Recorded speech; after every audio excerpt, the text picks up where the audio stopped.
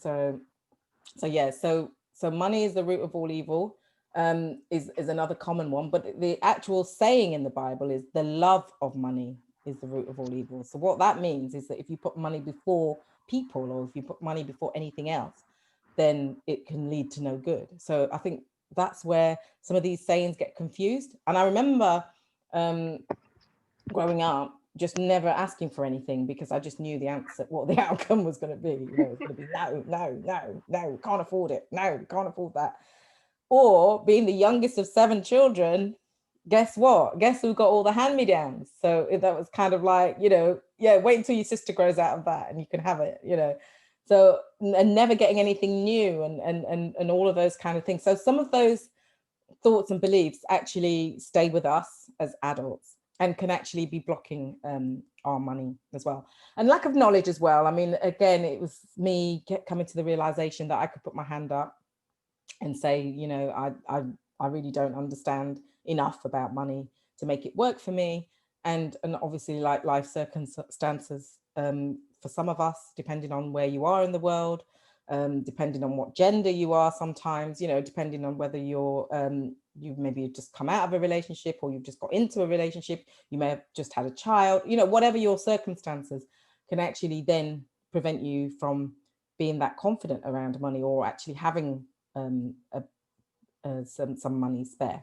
So one of the things, I'm going to stop sharing. Oh, actually, let me go on to this. So another thing that I learned was Robert Kiyosaki's cash flow quadrant, which was a real game changer for me, because when I learned this is where I was kind of like, hang on. So, and I was like, wow, this is something that I need to get hold of. So what you have, can you all see the screen?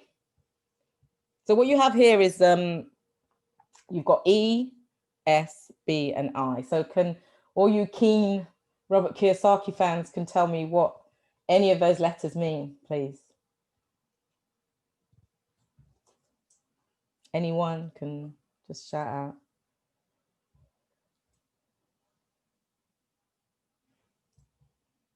Anyone know? Some of you said you'd read the book, so I've gone totally blank. I'm looking at it, it looks familiar, but I can't think of any of them. So E stands for... Is it investment, business, and is it skills? I don't know, I'm just guessing. So you would write on 2 of them. Okay, so the E stands for employee. The S stands for self-employed. The B stands for business owner. And the I stands for investor. Okay.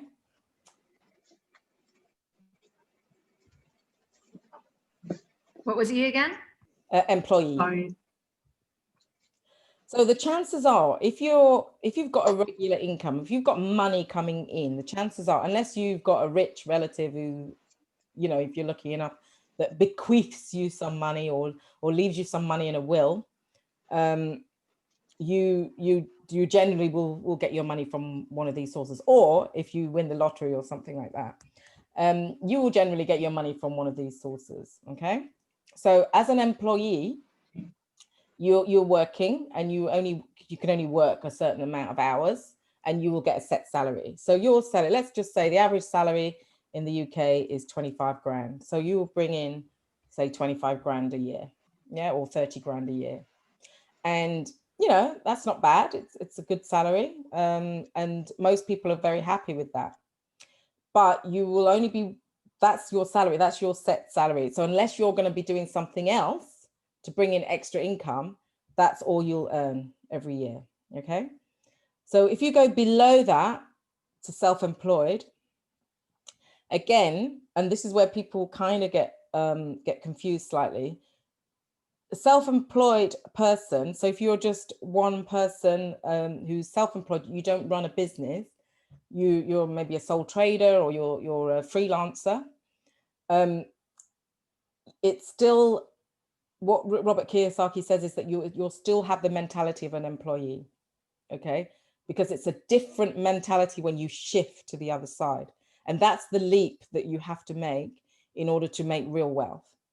Okay, so on the left-hand side, you have employees and self-employed people. So a self-employed person, they may have a little bit more freedom than an employee because they will get to probably set their own holidays. They'll be able to work their own hours. If they want to work 10, 12, 14 hours one day and then maybe work 2 hours the next day, they can do that.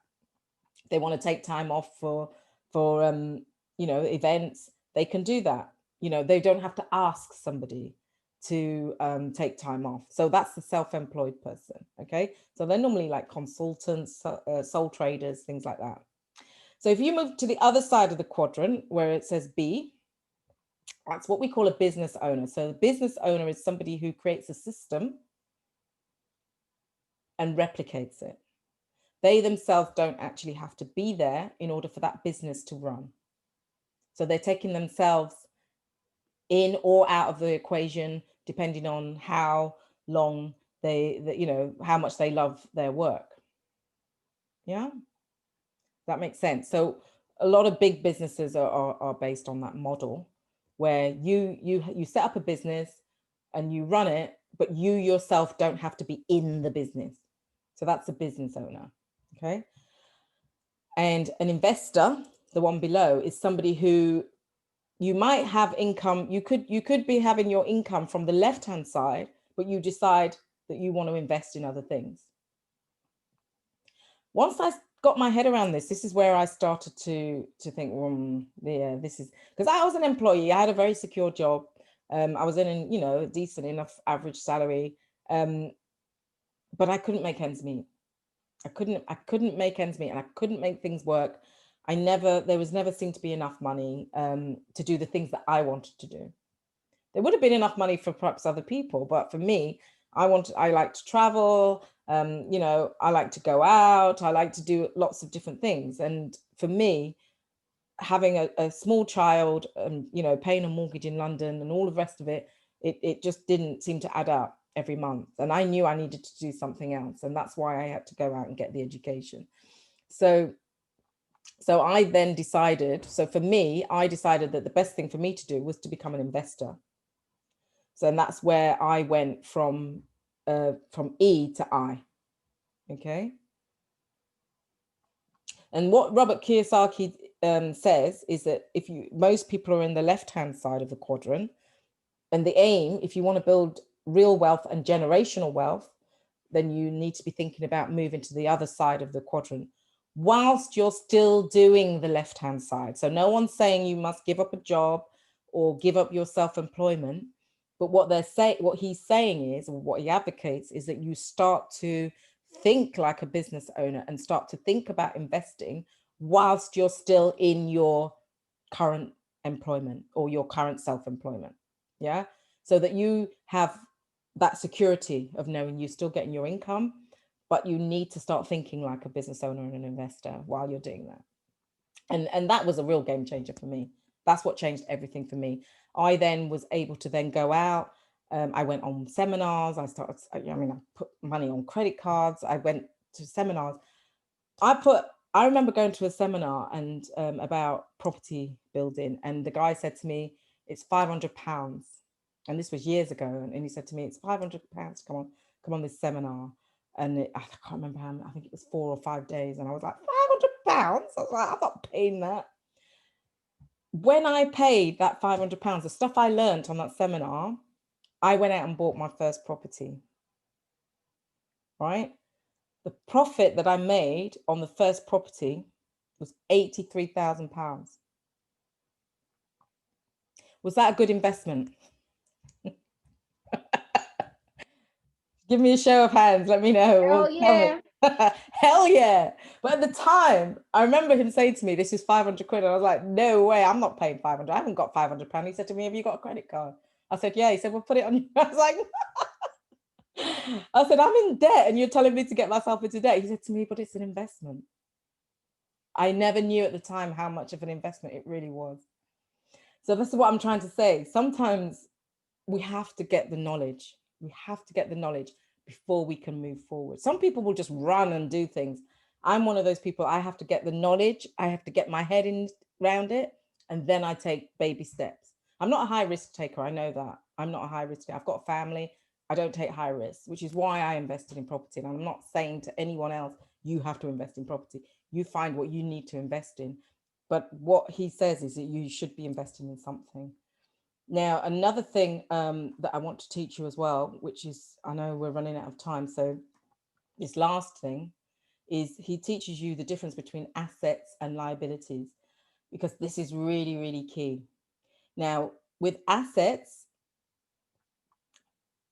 so what is, if you have a look, can you see this picture? Can everyone see, Niga?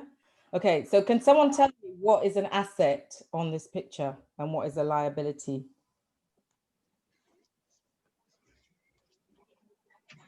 Can you see?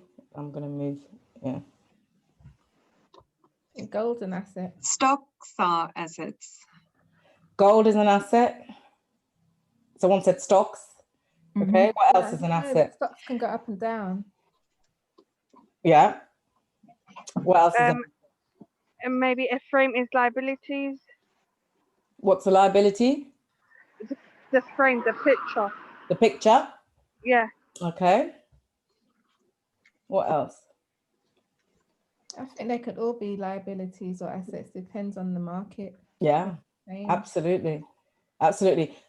What about that lovely car?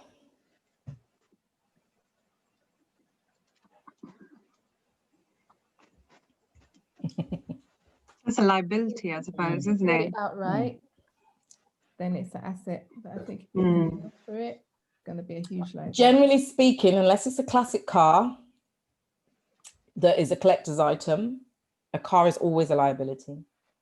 The minute you drive it off the forecourt, you've lost money. Okay. And I would say the same with the yacht. I'm going to come to the house later. Anything that goes up in value, yeah, anything that you can buy and it will go up in value that you could sell for a profit is an asset. So gold, Bitcoin, and stocks are assets as long as the price is going in your favor, as long as the price is going up. But once the price goes down, it then becomes a liability. So you're right, whoever said that, gold, stocks, and Bitcoins and things like that can be assets, but also the market changes just like that, they can become liabilities. Okay. Things like paintings, art actually is an asset, because you'll find that art tends to, if it's a genuine work of art, that tends to go up in value. And also jewelry, again, depending on the type of jewelry, a lot of jewelry does go up in asset. Now with a house is always, if you have a mortgage on a house is always a liability, because you do not own that house, you do not own that property. So the house is always a liability, unless it is a rental property, then it becomes an asset. Okay. Is everyone clear? Has anyone got any questions about that? Do you mean that if you own a property or you're paying a mortgage on a property and you're renting it out, then it's not a liability? It's not, no, it's not a liability, it's an asset. Because Okay, it's putting money in your pocket. paying the mortgage. Anything that's paying, because if you have a property and it's paying the mortgage and you rent it out and it's paying its mortgage, plus it's putting a profit in your pocket, that is an asset. Okay, thanks. Okay. But if you're talking about the house that you live in and you're paying the mortgage on that house is a liability. So a house comes in like the others, it comes in two categories. Yeah. Okay, if someone gave you £100,000 as a present and you paid off your mortgage, yeah, that house would then become an asset. All right, understand. Thank you. Yeah, because you would no longer, you'd be mortgage free. Yeah. Have a payment on it. Yeah. Right. So again, getting my head around what's an asset and what's and this is the kicker. This is what happens. Rich people, this is how they spend their money. Right. Let me tell you how poor people spend their money. Poor people spend their money on liabilities. So they'll buy fast cars, they'll buy the latest designer gear, they'll buy, I mean, I heard that someone was showing me a bottle of some champagne that was £5,000. It was like £5,000 for a bottle of champagne, and then drank it. Like, you know, so poor people, or should we say people with what we call poverty consciousness or a poverty mindset, will always spend their money on liabilities, always. And rich people, or people with what we call an abundant mindset, they spend their money on assets. They build up their assets. With the profit from the asset, they then buy their liabilities. Does that make sense? Yeah. So first of all, you have the asset. The asset generates a profit. With the profit, you separate the profit from the costs of the asset. You separate the profit. And with the profit, that's the pot you use to spend on your liabilities. So you buy your fast car, or your, you know, whatever, your holiday in the Maldives, or whatever it is you need to do. It's the pot of money that the asset is generating for you that you will spend on the liabilities. Does that make sense for everyone? Okay. So, and that's really what the course is about. The course talks about how you can turn your mindset from a poverty consciousness, which we all have, a lot of us have, and a lot of it is generational. You know, we picked it up over the generations. So how we can switch our mindset from a poverty mindset, poverty consciousness, to an abundant mindset, an abundant consciousness. There are tools in the course that will help you do that. There are tools in the course that explain about what I've just explained to you now, about assets and liabilities, and about the quadrant. And there are tools in the course which help you to think about setting financial goals for yourself. It's really, really important to set goals for yourself, because if they're not written down, the chances are they will not be fulfilled. It's really important to write your goals down. And they can change. They're not fixed in stone, but they can change. Yeah. Has anyone got any questions so far about what you've learned? And like I said, this is one of my best-selling workshops. I've done this workshop so many times, and I'm just so glad I've been able to record it now, so it can go outside all over the world, and people can learn about this stuff and you know, and start using it. And the reason why it's important for the changes to happen at a mindset level is because if you imagine a lottery winner, we all know those lottery winners, and they've got their 2 million, their 3 million, their 4 million. And within 3-4 years, it's all gone. It's all gone. Yeah. On the other hand, you've got people who are business people, who know they're entrepreneurs. They're always hustling. They always know where the next thing is, and they lose it all and they become bankrupt. But like a year, 2 years later, they built their business back up again. It's all to do with the mindset. So it all starts at the mindset level. And the course helps you to understand assets and liabilities, where you are on the quadrant, and how you can move yourself around the quadrant. And really just thinking about using those tools to help move into a more abundant mindset. Once you've done those things, you can start setting some financial goals for yourself, and you will start to see things change for you. There's also, in with the course, there's also a budget sheet. That's the first thing we start off with. And Nigat, you'll remember that dreaded budget. And it's something that I didn't want to face. I really didn't want to face it. I was just like, I don't want to face up to the reality of what I'm spending. But once you sit down and do that, maybe get a glass of wine, get a friend to do it with you, and just write down what you're spending, because you really need to know what is going out of your account every month and what's going in. And if you're in a minus figure, you really do need to start making some changes. Yeah. Okay, so I'm just going to quickly now, a new share. I want to show you the link for the course, if I can. Where is it?